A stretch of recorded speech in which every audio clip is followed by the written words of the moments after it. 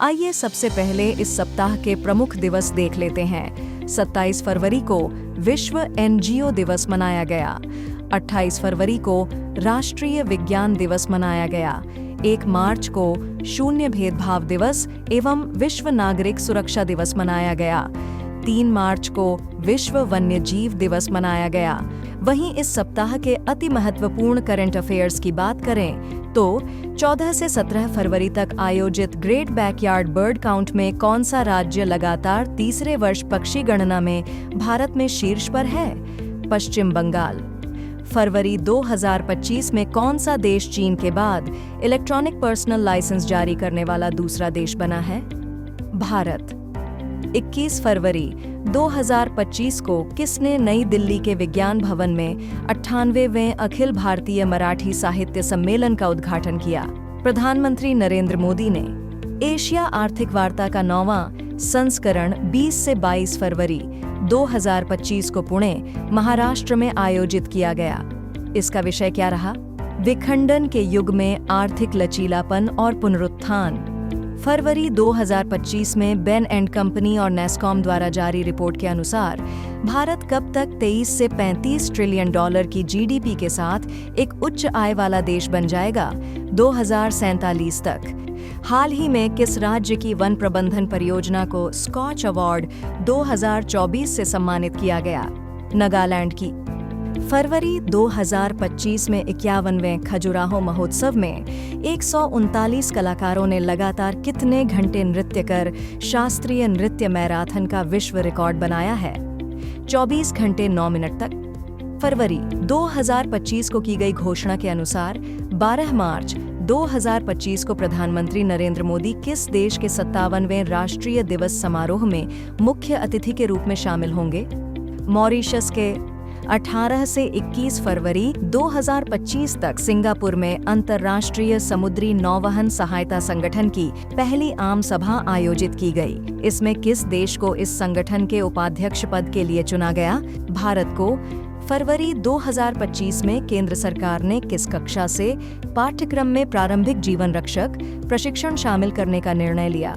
9वीं कक्षा से। फरवरी 2025 में वन विभाग द्वारा जारी रिपोर्ट के अनुसार भारत का कौन सा राज्य अधिकतम गिद्धों वाला राज्य बन गया? मध्य प्रदेश। हाल ही में मध्य प्रदेश के किस शहर में ग्लोबल इन्वेस्टर्स समिट 2025 का आयोजन किया गया? भोपाल में।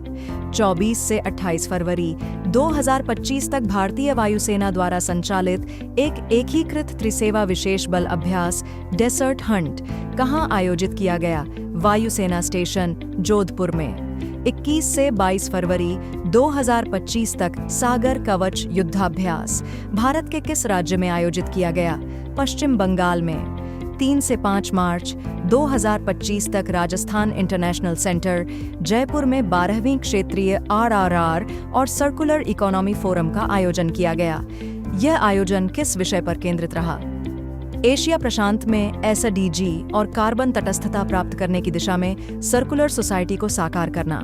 फरवरी 2025 में भारत की किस वन्यजीव जीव विज्ञानी को उनके संरक्षण प्रयासों हेतु 2025 की टाइम मैगजीन की सर्वश्रेष्ठ महिलाओं की सूची में शामिल किया गया? डॉक्टर पूर्णिमा देवी बर्मन को। 3 मार्च 2025 को 97वें अकादमी पुरस्कार में सर्वश्रेष्ठ फिल्म का अवार्ड किसे मिला? अनोरा को। सर्वश्रेष्ठ अंतर्राष्ट्रीय फीचर फिल्म श्रेणी में ऑस्कर पुरस्कार ब्राजील की film I am still here ने जीता। वहीं सर्वश्रेष्ठ निर्देशक का ऑस्कर पुरस्कार फिल्म अनोरा के लिए सीन बेकर को दिया गया तथा सर्वश्रेष्ठ अभिनेता का ऑस्कर पुरस्कार दी ब्रूटलिस्ट के लिए एड्रियन ब्रॉडी को दिया गया एवं सर्वश्रेष्ठ अभिनेत्री का ऑस्कर पुरस्कार अनोरा के लिए मिकी मेडिसन को दिया गया। साथ ही सर्वश्रेष्ठ सहायक अभिनेता का पुरस्कार एरियल पेन के लिए किरण कल्किन को दिया गया और सर्वश्रेष्ठ सहायक अभिनेत्री का पुरस्कार एमिलिया पेरेज के लिए जो सल्दाना को दिया गया। 1 मार्च 2025 को किसने रक्षा लेखा महानियंत्रक का पदभार ग्रहण किया? मयंक शर्मा ने। 3 मार्च 2025 को मनाए गए विश्व वन्य जीव दिवस 2025 का थीम क्या रहा? वन्यजीव संरक्षण वित्त, लोगों और गृह में निवेश। 28 फरवरी 2025 को किसे फोर्ब्स इंडिया लीडरशिप अवार्ड्स के 14वें संस्करण में आइकन ऑफ एक्सीलेंस अवार्ड से सम्मानित किया गया? जय शाह को। वर्ष 2025 में मनाए गए राष्ट्रीय विज्ञान दिवस का थीम क्या रहा? विकसित भारत के लिए विज्ञान और नवाचार में वैश्विक नेतृत्व के लिए भारतीय युवाओं को सशक्त बनाना। हाल ही में किसने भारतीय प्रतिभूति और विनिमय बोर्ड के 11वें अध्यक्ष का पदभार ग्रहण किया? तुहिन कांत पांडे ने।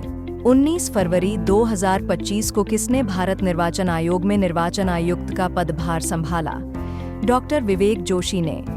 27 फरवरी 2025 को किसने वन नेशन वन पोर्ट पहल का उद्घाटन किया? केंद्रीय बंदरगाह, पोत परिवहन और जल मार्ग मंत्री सर्बानंद सोनोवाल ने। 27 फरवरी 2025 को इलेक्ट्रॉनिक्स और सूचना प्रौद्योगिकी मंत्रालय, भारत सरकार ने आधार प्रमाणीकरण अनुरोधों के लिए अनुमोदन प्रक्रिया को सरल बनाने के लिए कौन सा पोर्टल शुरू किया? आधार सुशासन पोर्टल। हाल ही में किस देश ने वीजा धारकों को नागरिकता प्रदान करने हेतु $50 लाख कीमत का गोल्ड कार्ड वीजा शुरू करने की घोषणा की है? अमेरिका ने। 25 फरवरी 2025 को किस देश में आयोजित संयुक्त राष्ट्र जैव विविधता सम्मेलन के 16वें सम्मेलन में जैव विविधता की रक्षा हेतु कैली फंड का शुभारंभ किया गया? इटली में। 26 फरवरी 2025 को कहाँ हेरात पर्व धार्मिक उत्साह के साथ मनाया गया? जम्मू कश्मीर में। 24 फरवरी 2025 को किसने असम के सरुसजाई स्टेडियम में अब तक के सबसे बड़े झूमर नृत्य प्रदर्शन झूमर बिनंदिनी का उद्घाटन किया? प्रधानमंत्री नरेंद्र मोदी ने। हाल ही में आई स्टैनफोर्ड विश्वविद्यालय की एक रिपोर्ट के अनुसार भारत में कोयला आधारित बिजली संयंत्रों के कारण चावल और गेहूं के उत्पादन में कितने प्रतिशत तक का नुकसान हो रहा है? लगभग 10% तक का। 3 से 6 मार्च 2025 को स्पेन के बार्सिलोना में आयोजित मोबाइल वर्ल्ड कांग्रेस 2025 में भारत का प्रतिनिधित्व किसने किया? केंद्रीय संचार मंत्री ज्योतिरादित्य सिंधिया ने। 27 फरवरी 2025 को केंद्रीय नागरिक उड्डयन मंत्री राममोहन नायडू ने किस हवाई अड्डे पर दूसरे उड़ान यात्री कैफे का उद्घाटन किया? चेन्नई हवाई अड्डे पर पहले उड़ान यात्री कैफे का उद्घाटन 19 दिसंबर 2024 को कोलकाता के नेताजी सुभाष चंद्र बोस अंतर्राष्ट्रीय हवाई अड्डे पर किया गया था।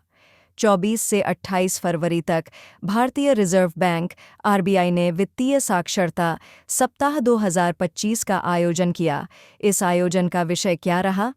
वित्तीय साक्षरता, महिलाओं की समृद्धि। हाल ही में केंद्र सरकार ने मुख्य आर्थिक सलाहकार वी अनंथा नागेश्वरन का कार्यकाल कब तक के लिए बढ़ा दिया है? मार्च 2027 तक के लिए। फरवरी 2025 में आयुष मंत्रालय द्वारा किसे पारंपरिक भारतीय चिकित्सा के क्षेत्र में उनके असाधारण योगदान हेतु राष्ट्रीय धन्वंतरि आयुर्वेद पुरस्कार से सम्मानित किया गया? वैद्य ताराचंद शर्मा, वैद्य मायाराम उनियाल और वैद्य समीर गोविंद जमदग्नि को।